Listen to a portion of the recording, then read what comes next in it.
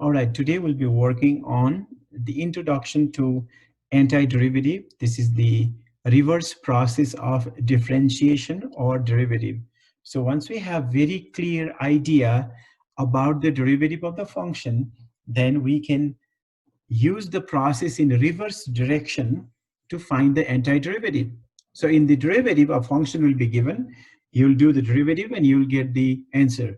Now what you're doing is we're using that answer to get back to the original function. So that reverse process is called the antiderivative, or sometimes it is also called the integration, which is the reverse process of differentiation. So a function y equal to f of x is an antiderivative, or we also call an integral of the function y equal to f of x, if the derivative of this one, the derivative of the antiderivative, is equal to the original function. And the way we write that is this. This sign here, you can see the elongated S-like symbol. That is the antiderivative.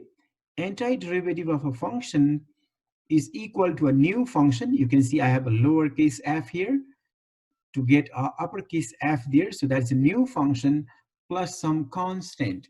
Constant because the derivative of constant will be 0, and we'll not be able to determine the constant unless they are given any condition. That's why we use a c as a general constant. And we say that antiderivative of the function f of x, this function, lowercase f of x, is a family of function f of x plus c. And if we try to graph all the functions given by the family of the function, then you may see the set of functions like the ones shown here in the graph. In this case, my antiderivative function is a cubic function. You can clearly see because it has a 2 turning points. So it's a cubic function. So the derivative of that function, or the derivative of these functions, will be a quadratic function. So that is the basic idea about the uh, antiderivative or differentiation. I'm going to take an example here and explain this in little bit simple way. For example, in derivative, what we do is, this is what we have done. If we have the function, say for example, y equal to 2x squared plus x, then what we know is, we know how to find the derivative of this function. Then the derivative of this function is dy over dx. dy over dx is equal to, so to find the derivative of this function, we use the power rule. That means we bring that power down. So it will be 2 times to 4 and reduce the power by 1. So that becomes 4x. And the derivative of x with respect to x is 1. So the derivative of y equal to 2x squared plus x is 4x plus 1. That is what we know already. Now we are working in reverse direction. Now what we are trying to do is, we want to find the antiderivative, or it is also called the integral of this function. So if we find the integral of this one, the result should be 2x squared plus x. So we want to find the integration of this one. Integration, we write like this, elongated s, integration of 4x plus 1, 4x plus 1, and we are integrating with respect to x, so we write dx at the end, meaning that we are integrating with respect to x. This is the integral sign. We are integrating 4x plus 1 with respect to x. And integration is the reverse process of derivative. And when we perform the integration of 4x plus 1, our answer should be 2x squared plus c. 2x squared plus x. So let's try this. In order to find the antiderivative of this, we have a 4. 4 is a constant multiple. Constant multiple will stay there. Now, in order to find the derivative of x, integration of x, in this case, we are finding the integration or antiderivative, we use the reverse process of derivative. In a derivative, we use the power rule, where we bring the power down, meaning we multiply by the power, and then we decrease the power by 1. But here we are doing the opposite thing.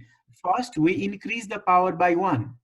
So when you increase the power by 1, here is x raised to 1. When you increase the power by 1, it will be x squared. In derivative, we multiply by this exponent, we bring it for in front and multiply. But here, the opposite process, because it is the reverse process. So what we do is, we divide by this new power. We divide by the new power, and then plus, we go to the second one now. Here, we know that the derivative of x is 1. So the integration is the opposite process. So integration of 1 is x. So if you look at that, you'll see that you'll have 4 divided by 2, which is 2. Then you have x squared plus x. So 2x squared plus x is the original function. That's what we got. But also, if I add a constant here, if I add any constant c there, the antiderivative, in the antiderivative, if we add a plus c at the end, the derivative will not change because the derivative of the constant is 0. So that's why this reverse process of integration, differentiation that we are using in today's lecture is called the antiderivative or integration. Okay, some basic integration formulas. Let's go through them quickly. The first one is the reverse power rule. If you want to find the integration of x raised to n, we are using the opposite process of derivative. In derivative, we subtract the power by 1. So here we increase the power by 1. So x raised to n plus 1. In case of derivative, we bring this power in front and multiply by that. We multiply by the old power, but in case of integration, we divide by this new power n plus 1, and then we add a constant c at the end. Second formula, if you want to find the antiderivative of a function with a constant multiple, like in the limit and derivative, we bring this constant in front first. See, you can pull that constant out. If you want to find the integration of the sum of the function, or even it can even be the difference of the function, you have to find the integration of the first and then plus the integration of the second. Next important formula, integration of e raised to ax. If you want to find the integration of a composite function, remember this one, if you want to find the integration of composite function with the inside function as a linear function, then what we'll do is we'll find the integration of outside function. E to the ax is e to the ax, because the derivative of e to the ax is e to the ax. So the integration will also be the same. And then you divide by the derivative of inside function. We are not multiplying by the derivative of inside function. We are using the reverse process here. We are integrating. So the derivative of ax is a, so we divide by a and then plus c. One more, but very beautiful formula here. Integration of secant inverse x is equal to x secant inverse x minus natural log of x plus the square root of x squared minus 1 plus c. Make sure you highlight and try to remember that formula. Example, determine the following indefinite integrals, or we have to evaluate this antiderivative. So let's work on part A. Here we have to find the integration of, the first one says the integration of, let me use a different color here. Integration of 5 times the square root of x. Square root of x is x raised to 1/2. Square root means power 1/2. Then plus, we have 6 over square root of x. And how I'm going to write this is, I'm going to write like this, 12 times 1 over 2 square root of x dx. Because if you look at it carefully, 12 divided by 2 is 6. And I still have the square root of x in the denominator. Now, the reason I wrote like this, 1 over 2 square root of x, it is pretty simple. Because what I know from derivative is, the derivative with respect to x of the square root of x is 1 over 2 square root of x. The derivative of square root of x is 1 over 2 square root of x. That's why I'm writing this as 1 over 2 square root of x. Because if I integrate this, meaning of that is, the integration of 1 over 2 square root of x, okay, if I integrate this, then my result will be square root of x. That's why I wrote 6 over x as 12 times 1 over 2 square root of x, because I know the antiderivative of 1 over 2 square root of x. The antiderivative of 1 over 2 square root of x is square root of x. Next, you can see this 5 is a constant multiple, so you can take this out first. And then in order to find the integration of a power, we use the power rule for integration. And the power rule for integration says, increase the power by 1. So you have a half. Half plus 1 is 1.5 or 3 over 2. And then divide by that new power. Divide by 3 over 2. Then plus 12 is a constant multiple. So I can keep that first. And then integration of 1 over 2 square root of x is square root of x. And then we can always add a constant c, because we don't have any proper conditions or initial conditions given here to evaluate that constant c. If you add that constant c here, it doesn't make any difference. C can take any value, but if you go in the reverse direction, if you find the derivative, it will be 0, and you'll end up getting the same result, which is here. That's why we have to add that constant c at the end. Now let's simplify this further. 5 divided by 3 over 2 is 10 over 3. 10 over 3, we have x raised to 3 over 2. Then plus we have 12 times the square root of x plus c. So that is the antiderivative of 5 square root of x plus 6 over square root of x. Now let's work on part B. We have to find the integration or antiderivative of 5x squared plus 5 over x squared. So I'm going to rewrite this as integration of 5x squared plus 5. We have over x squared, which can be written as 5 times x to the negative 2 dx.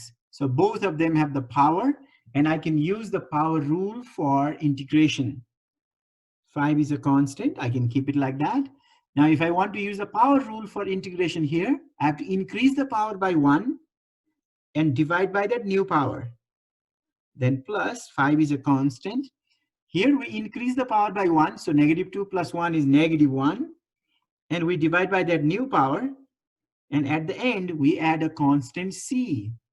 So the first one is 5 over 3x cubed. 5 over 3x cubed. And here we have positive 5 divided by negative 1. That is negative 5. X raised to negative 1. If I take it to the denominator, it will be x raised to 1, or simply x. And then plus c. So this is the antiderivative of 5x squared plus 5 over x squared. Example, determine the following indefinite integral or find this antiderivative. In part A, our question is sine theta minus 1 over cosine squared theta d theta.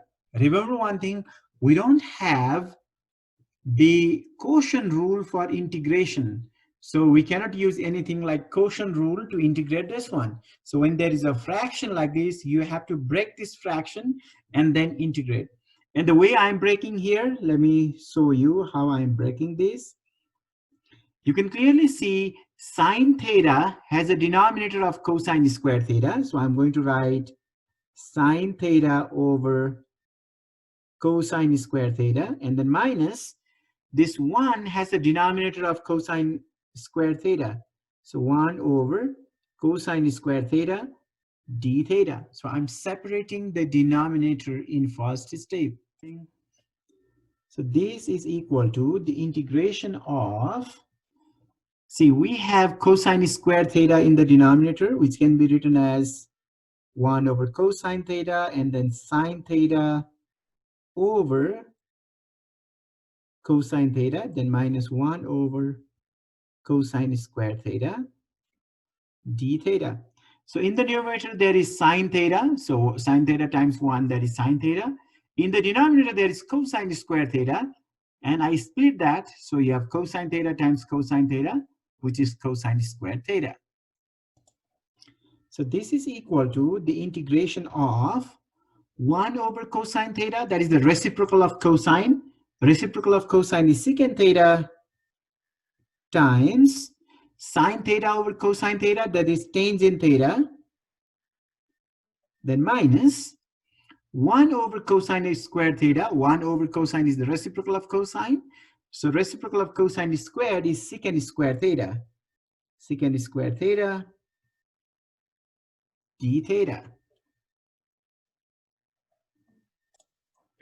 Now here we are looking for the integration of secant theta tangent theta. If you remember your formula of the derivative, derivative of secant theta, if you remember, derivative with respect to theta of secant theta is equal to secant theta times tangent theta. That was the formula. Derivative of secant theta is secant theta tangent theta. That means the integration of secant theta tangent theta is just the secant theta. So this is equal to secant theta, then minus the other formula that you have from derivative is the derivative with respect to theta of tangent theta. The derivative of tangent theta is secant squared theta.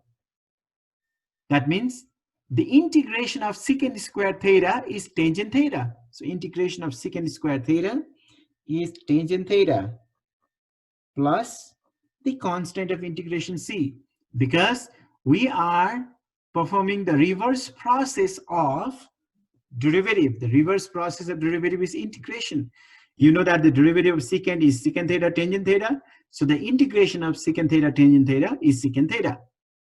Derivative of tangent theta is secant square theta. So integration of secant square theta is tangent theta. And at the end, we add the constant of integration c. So this is the integral of the expression which is given here in part A. In part B, we have to find the integration of cosine 5y minus cosine y over 3 dy. So here we are integrating the cosine. If you remember, the derivative with respect to x of sine x, derivative of sine x is cosine x. That means the integration of cosine will be sine. So if you integrate cosine, you'll get sine. That is first thing to note. And both functions are the composite function. And your inside function is a linear function. And if you are integrating a composite function with inside function linear function, you have to divide by the derivative of the inside function. So let's use those things. First, the derivative of cosine is sine 5y. We have to divide by the derivative of inside function. Derivative of 5y with respect to y is a 5. Then minus integration of cosine is sine y over 3 divided by the derivative of inside function. Derivative of y over 3 is 1 over 3. Then plus the constant of integration c, which is equal to, so here we are dividing by 5, which is same as 1/5 sine 5y. Then minus, this is a reciprocal of 1/3. 1/3 is in the denominator. Reciprocal of 1/3 is 3 sine y over 3 plus c. So this is the integration of the expression given here in part B. Example, determine the following indefinite integrals. Part A, we have to find the integration of 7 over the square root of 36 minus x squared dx. If I try to recall the formulas of the derivative that we have studied, what I can see something similar to this one is this. The derivative with respect to x of sine inverse x is 1 over the square root of 1 minus x squared. I know this formula. The derivative of sine inverse x is 1 over the square root of 1 minus x squared. It is somewhat similar to that. But in place of 1, there is the 36. So we can transfer this question to this form and then integrate, because the integration of 1 over the square root of 1 minus x squared is sine inverse x. If you integrate this, you'll get sine inverse x. So what I'm going to do is this. I'm going to take this 7 out because 7 is a constant multiple. I can take that out. So if I take it out, it will be 1 over, then we have the square root, and then I'm going to factor 36 out from these two. If I factor the 36 out, it will be 1 minus x squared over 36. X squared over 36. I'm integrating with respect to x. This is equal to 7, and then integration of 1 over, if you look at the denominator, we have the square root of 36. The square root of 36 is 6. That is also a constant. I can take that out. Then I have square root of 1 minus, okay, I'm trying to transfer it to this form, but in place of x squared, I have x squared over 36, which can be written as x over 6 squared. So I have the expression quite similar to this one. We have x there, but here we have x over 6. That means it is a composite function where your inside function is x over 6. So if you want to find the integration of that, we know that the integration of 1 over the square root of 1 minus, if you have x squared form, integration of 1 over the square root of 1 minus x squared is sine inverse x. So it will be sine inverse, in place of x, I have x over 6. And that is a linear function. So if that is a linear function, if the inside function is a linear function, you have to divide by the derivative of the inside function. The derivative of x over 6 is 1 over 6. So divide that by 1 over 6 and then plus 6, which is equal to 7 over 6 divided by 1 over 6 is 7. 7 sine inverse x over 6 plus c. So this is the integration of the expression given here in part A. Part B, we have integration of 6 over 4x squared plus 49 with respect to x. So when I look at this expression, I can recall a formula of derivative which is quite similar to this one. What I know is the derivative with respect to x of tangent inverse x is 1 over 1 plus x squared, or x squared plus 1. So this expression is somewhat similar to that. So what I'm going to do is I'm going to manipulate this formula or this expression and try to write so that it resembles this form, because the integration of 1 over 1 plus x squared will be tangent inverse x. So what I'm going to do first is we have 6 in the numerator, and in the denominator I'm going to factor 4 out. If I factor, hold on, I'm going to factor 49 out instead. If I factor out 49, then what I get is, if I factor out 49 from here, it will be 1, then plus 4x squared over 49 dx. Now this 6 over 49 is the constant multiple. I can take that out. 6 over 49 out. Then I have integration of 1 over 1 plus, I have to write like this, 1 over 1 plus x squared. But here I have 4x squared over 49, which is same as 2x over 7 quantity squared. And I have to integrate with respect to x. Now we'll continue our work here. This is equal to 6 over 49. You can see that we are integrating 1 over 1 plus, it looks like x squared, but in place of x, I have 2x over 7, or linear function. So what I have to do is I have to find the antiderivative of this and then divide by the derivative of the inside function. Integration of 1 over 1 plus x squared is tangent inverse x. So it will be tangent inverse 2x over 7. And we have to divide by the derivative of inside function. Derivative of 2 over 7x is 2 over 7.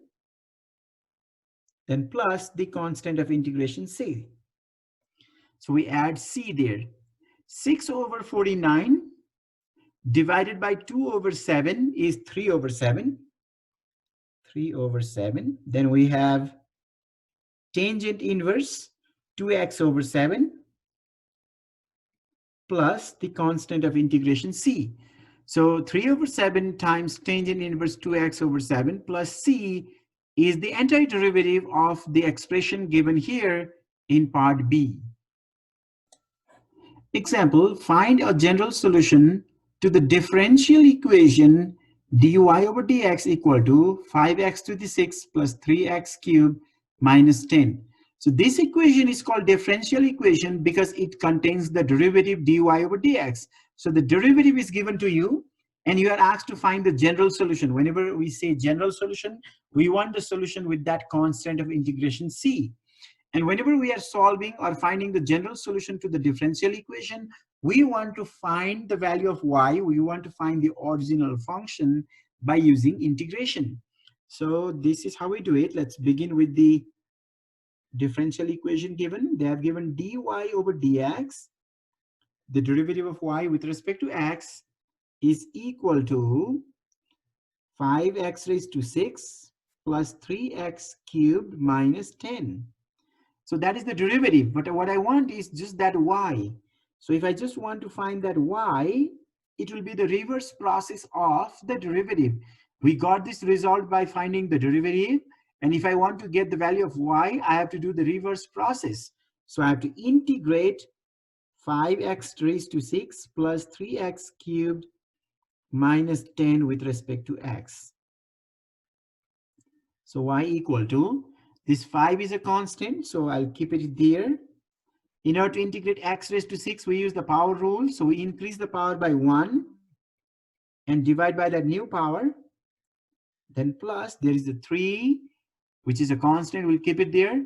We increase the power by 1, so it will be x raised to 4.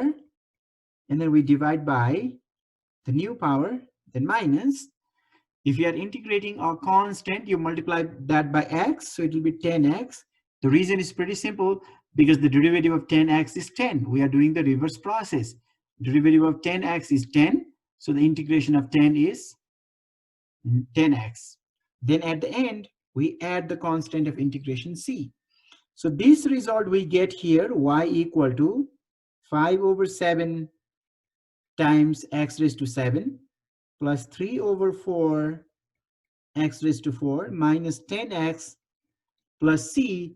This is the general solution to that differential equation. So this is the general solution. General solution to the differential equation. It's called general solution because the c can take any value.